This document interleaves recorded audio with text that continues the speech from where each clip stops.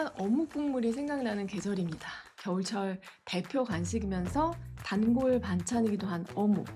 근데 일단 이 어묵하고요, 오뎅하고 용어 정리부터 한번 해볼게요.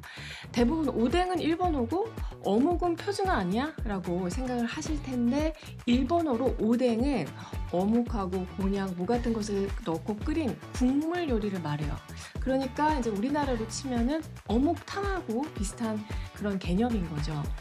그래서 표준어로는 우리가 어묵탕이라고 표현하는 게 맞습니다.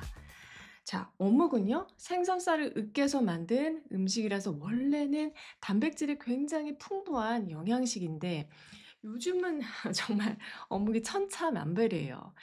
여러분, 탕에서 딱 어묵을 꺼내면 퉁퉁 불어 있는 거, 그런 거 드셔본 적 있으시죠? 반면에 또 어떤 어묵은 굉장히 탱탱한데, 이런 차이는 음, 밀가루 어묵인지 아니면 진짜 어묵인지에 따라서 달라집니다. 어묵을 만들 때 생선살만으로는 모양이 잘 잡히지가 않아서 밀가루나 전분을 조금 섞게 되는데, 정작 생선살보다 밀가루 함량이 더 많다면 사실 진짜 어묵이라기보다는 그냥 밀가루 어묵이라고 할 수가 있겠죠. 어묵은요, 원재료 표시가 의무사항이 아니에요. 그래서 아예 표기가 없는 제품들도 많고요. 그리고 이렇게 지금 보시는 것처럼 함량까지는 아니지만 원재료만 적혀 있는 경우도 있습니다. 보통 가장 많이 들어간 재료부터 순서대로 적혀 있기 때문에 이 제품은 연육보다는 밀가루가 더 많이 들어간 밀가루 어묵이라는 걸 알 수가 있죠. 자, 이런 어묵은 영양식으로서의 가치도 좀 떨어지기 때문에 맛있으면서도 몸에 좋은 어묵을 드시려면은 어떤 어묵을 골라야 한다? 네. 연육 함량이 높은 어묵을 고르시면 돼요. 연육 함량이 최소한 80% 이상 되는 그런 어묵을 골라주시고, 봉지에 숫자가 써 있지 않다면은 좀 전에 말씀드린 것처럼 원재료 표기 이걸 보시고 제일 먼저 쓰여 있는 게 무엇인지 여러분이 확인하시면 돼요. 이게 밀가루인지 아니면 어육인지 적혀 있는지를 보는 거고, 지금 우리 집 냉장고에 어묵이 있다면 바로 확인해 보시면 좋을 것 같아요. 자, 이것도 잘 모르겠다면은 여러분이 그냥 어묵탕을 끓였을 때 어묵이 막 국물 위로 떠오르고 막 부풀어 오르고, 이렇다면 이거는 밀가루 함량이 높은 어묵일 가능성이 높습니다. 자, 그리고 어묵을 고를 때 또 한 가지 중요한 것이 있죠. 이 생선 단백질의 신선도, 이것도 굉장히 중요해요. 그래서 먹었을 때 이 어취가 강하지 않고 또 씹을수록 좀 감칠맛이 느껴지는 것이 신선한 어묵이에요. 이런 기준으로 여러분이 영양식으로 먹을 수 있는 고단백 어묵 한 4가지 정도만 추천을 해 드려 볼게요. 자, 첫 번째는 오마댕 어묵입니다. 자, 이 제품은요, 연육이 82.15% 함유가 되어 있고 밀가루 대신에 감자 전분하고 쌀가루가 들어가 있죠. 그리고 보면은 보존제 역할을 하는 소부산 칼륨하고 또 응고제 역할을 하는 글루코너 델타락톤을 제외하고는 뭐 멸치가루, 다시마가루, 대두유, 이렇게 이름만 들었을 때 우리가 좀 뭔지 알 수 있는 그런 재료들이 보입니다. 자, 100g당 탄수화물은 23g, 단백질은 9g, 지방은 2.2g, 나트륨 함량은 680mg 들어있고요. 한 봉지 190g당 가격이 한 4,410원 선이네요. 자, 그리고 이제 두 번째는 동원 바른 어묵 85%입니다. 이 제품은 실꼬리돔 어종을 사용했다라고 표기가 되어 있는데요. 이게 뭐냐면 어묵을 만들 때는 명태와 같은 냉수성 어종이나 아니면 실꼬리돔 같은 열대 어종이 재료가 되는데, 열대 어종이 조금 더 쫄깃한 식감을 낸다고 알려져 있어요. 그리고 보면 기름에 신경을 썼다고 하는 게 좀 마음에 들고요. 그리고 역시 연육 함량이 좋고 밀가루가 안 들어갔다는 점이 특징입니다. 가격은 굉장히 좀 저렴한 편이고요. 영양소를 보면은 100g당 나트륨이 1250mg이에요. 그래서 나트륨 함량이 조금 높은 편이니까 이 점은 참고하시면 좋을 것 같습니다. 자, 그리고 세 번째 제품은 세로미 어묵의 발효 공식 0% 어묵인데요.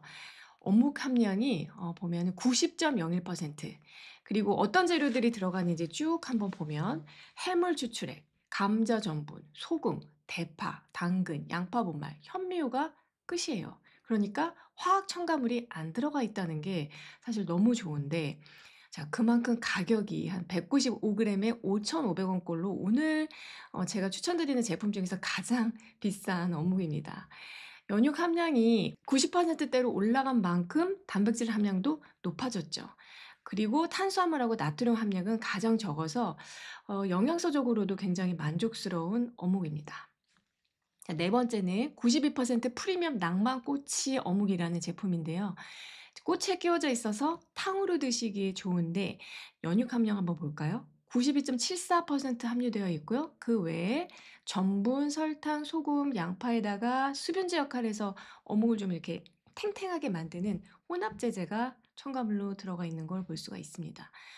영양소는 참고하시고요. 가격은 330g당 한 7,000원 꼴이니까 중간 정도 가격선인데 오늘은 저는 프리미엄 낭만꼬치 어묵을 주문해 봤어요. 자, 지금부터 속을 시원하게 풀어주면서도 어묵탕 한 그릇이 보양식이 되는 어묵 식치 레시피를 알려드릴 건데요. 자, 제품에 같이 동봉되어 있는 어묵탕 베이스가 있는데 이거는 쓰지 않고요. 그냥 자연 재료로만 국물을 내볼게요. 사실 너무 간단해서 그냥 5분이면 뚝딱입니다. 자, 필요한 재료는 황태채 한 줌 조금 안 되게 한 30g 정도, 그리고 무 한 토막 한 200g 정도, 어묵 한 300g, 그리고 다시마 육수 1리터, 올리브유, 참치 액젓, 간장, 다진 마늘, 그리고 파입니다. 어묵 보양탕의 핵심 재료 세 가지는요.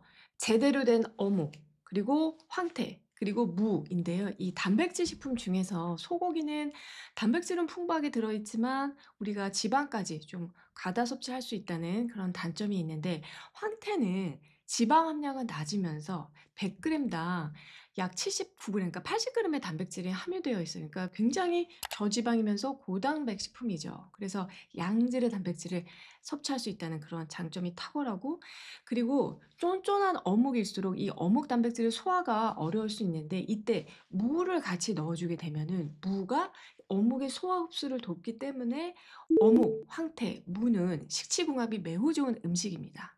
만드는 방법은요. 먼저 다시마 육수를 끓여서 준비를 해 두시고요.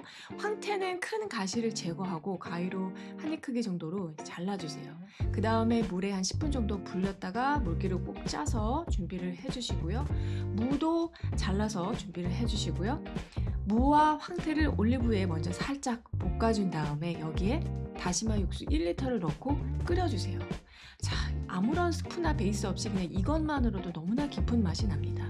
여기에 참치 액젓 2큰술, 간장 1큰술로 간을 좀 해주시고요. 어묵은요, 나트륨 함량이 높기 때문에 여러분이 간을 세게 하지 않으셔도 돼요. 이렇게 육수가 끓는 동안에 우리는 뭘 할 거냐? 뜨거운 물에 어묵을 30초 정도 데쳐줄 거예요. 이렇게 해야 기름 그리고 나트륨이 쫙 빠지기 때문에 꼭 여러분이 어묵을 드시기 전에는 뜨거운 물에 데쳐주셔야 한다는 거 중요하고요. 자, 건져낸 어묵을 황태무 육수에 넣고 여기에 다진 마늘 한 큰술 넣고 끓이다가 대파 약간 넣어서 마무리하면 완성입니다. 정말 기가 막힌 맛이에요. 오늘 내용을 다시 한번 정리하면 어묵을 영양식으로 먹으려면 어떤 어묵을 골라야 하는지, 그리고 또 제가 몇 가지 어묵 제품 추천해 드렸어요. 따끈한 어묵탕 한 그릇으로 보양식 만드는 방법도 알려드렸는데요. 자, 오늘 저녁은 정나래표 어묵탕으로 따끈하고 또 든든한 그런 한 끼 하셨으면 합니다. 저는 다음에 또 좋은 내용으로 찾아뵐게요.